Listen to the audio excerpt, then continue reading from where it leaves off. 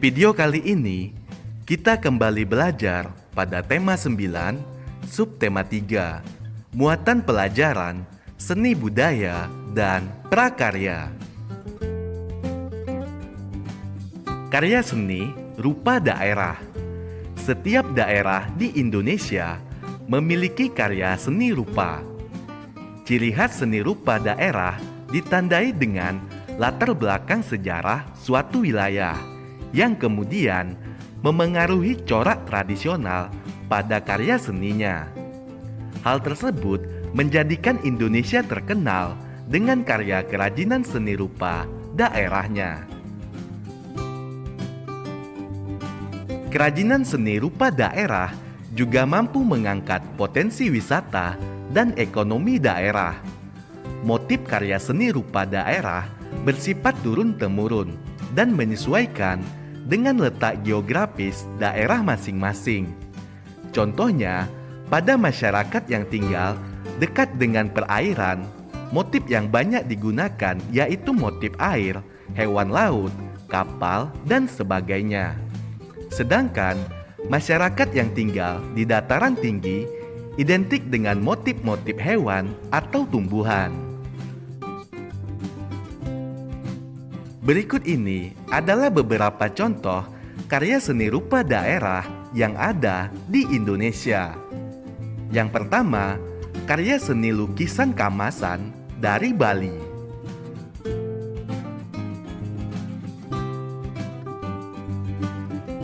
Yang kedua, kerajinan wayang kulit dari Jawa.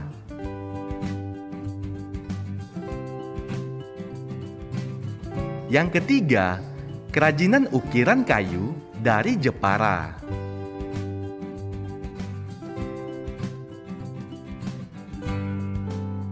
Yang keempat, kerajinan kain songket dari Palembang.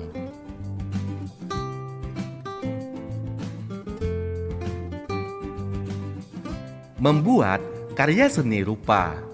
Salah satu karya seni rupa adalah batik jumputan. Batik jumputan yaitu batik yang dikerjakan dengan cara diikat dan dicelup dengan warna. Tidak seperti batik tulis. Batik ini tidak menggunakan malam, tetapi kainnya diikat atau dijahit dan dikerut dengan menggunakan tali. Tali berfungsi sama halnya dengan malam, yaitu untuk menutup bagian yang tidak terkena warna. Perendaman di dalam larutan pewarna adalah salah satu tahapan membuat batik jumputan.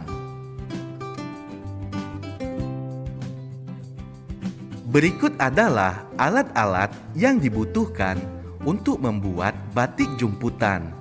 Yang pertama, kain berfungsi untuk media tempat motif batik yang akan dibuat. Yang kedua, kelereng, batu, atau uang koin berfungsi untuk bahan pengisi membantu terciptanya suatu motif.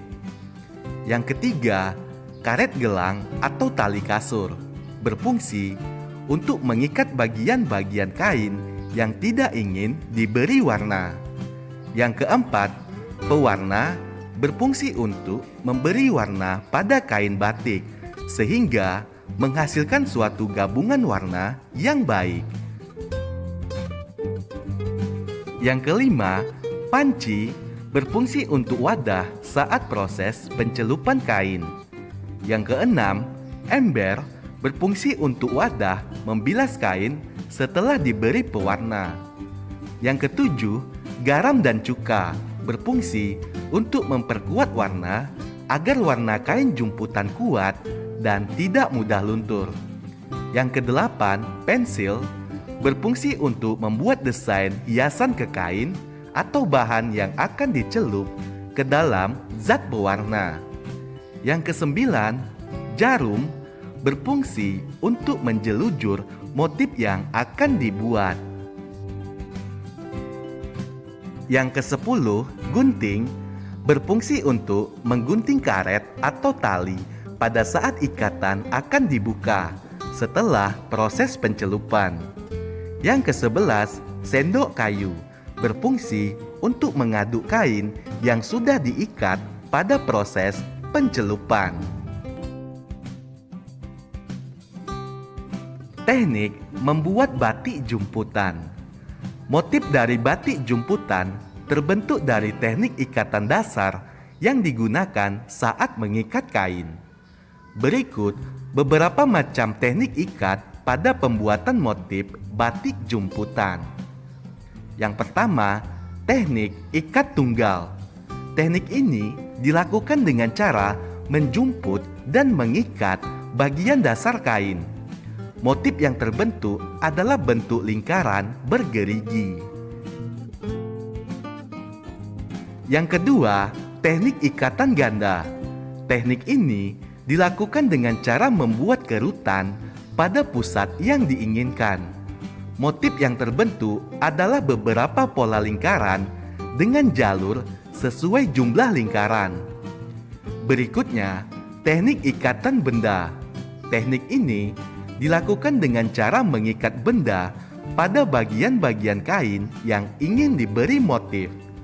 Benda yang digunakan antara lain kerikil, logam, bola pimpong, atau mutiara. Motif yang terbentuk adalah lingkaran-lingkaran kecil pada kain.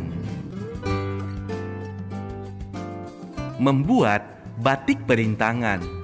Batik perintangan adalah batik yang dibuat dengan cara menggunakan lilin malam sebagai perintang. Perintangan yang dimaksud adalah perintangan terhadap warna saat proses pencelupan, sehingga ketika kain dicelup, warna bagian yang diberi perintangan atau lilin malam tersebut tidak terkena zat pewarna. Berikut adalah langkah-langkah membuat batik perintangan. Yang pertama, kita siapkan terlebih dahulu alat dan bahannya, seperti kompor, kain mori, malam, canting, wajan, pewarna kain, pensil, ember, dan gawangan. Langkah membuat. Langkah yang pertama, kita buat pola gambar atau motif pada kain menggunakan spidol atau pensil. Kita bisa menjimplak pola gambar dari kertas. Langkah kedua, kita bentangkan kain yang sudah kita beri pola pada gawangan. Langkah ketiga, kita nyalakan kompor dengan api kecil. Kita panaskan malam ke dalam wajan. Kita tunggu hingga malam encer. Langkah keempat, kita ambil cairan malam menggunakan canting. Kita lakukan dengan hati-hati agar cairan malam tidak mengenai tangan. 5. Kita torehkan malam ke atas pola kain hingga menutupi motif. Kita lakukan dengan hati-hati agar tidak melukai telapak tangan. Yang keenam, kita tunggu hingga cairan malam pada kain mengering. Yang ketujuh, kita siapkan larutan pewarna pada ember yang gunanya untuk merendam kain batik. Yang kedelapan, kita jemur kain batik dengan cara diangin-anginkan. Kita tunggu hingga kering. Berikutnya, 9, kita celupkan kain batik pada larutan pewarna. Kita lakukan berulang-ulang hingga lapisan lilin atau malam pada kain hilang. Batik klasik dan batik pesisir. Batik klasik biasanya terdapat pada batik Yogyakarta dan batik Surakarta. Batik klasik dibuat dengan canting tulis dan bahan perintang, yaitu malam atau lilin batik. Batik klasik mempunyai motif geometris serta mengandung makna simbolis. Pewarnaan batik klasik menggunakan warna-warna gelap seperti coklat, biru tua, hitam, dan merah marun. Batik pesisir berasal dari luar daerah Yogyakarta dan Surakarta. Motif batik pesisir cenderung bersifat naturalis, tidak memiliki makna simbolis.